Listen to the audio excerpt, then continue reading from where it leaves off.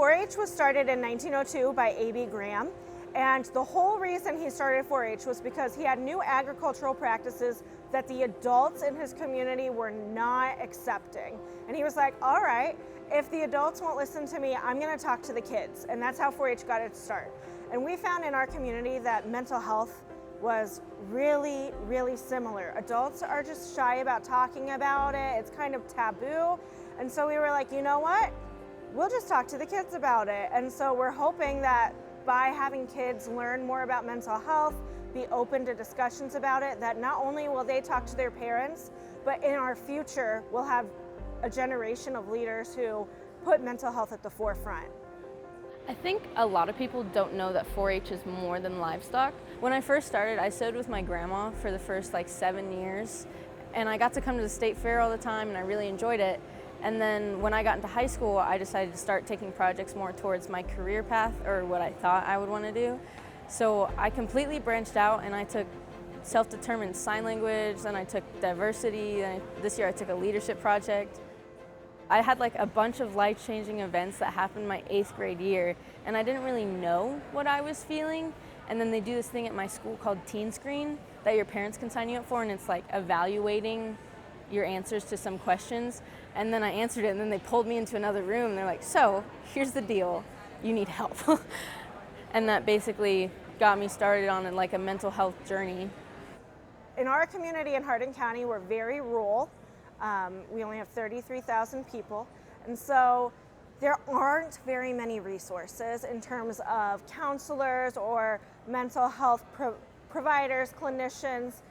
We were talking about what do you do if you have diabetes. We were talking about how do you sew a garment. We were talking about how do you build a robot. How do you feed your pigs. There was a whole gamut of different things that we were doing, but we weren't talking to people about the fact that sometimes our brains don't fire the way that our brains should fire. Well, if my brain's not working correctly, my brain controls my entire body, then what do?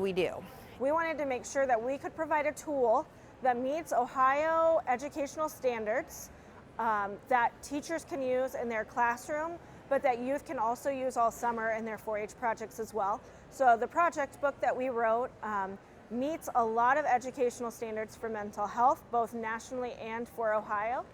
In the 3 years that the book's been published, there have been over 1,000 4-Hers that take this project, and a lot of our club leaders select it as a club project as well. So they'll do one activity at every club meeting, so every single member in their club learns that project and gets to have those safe discussions with their adult leader.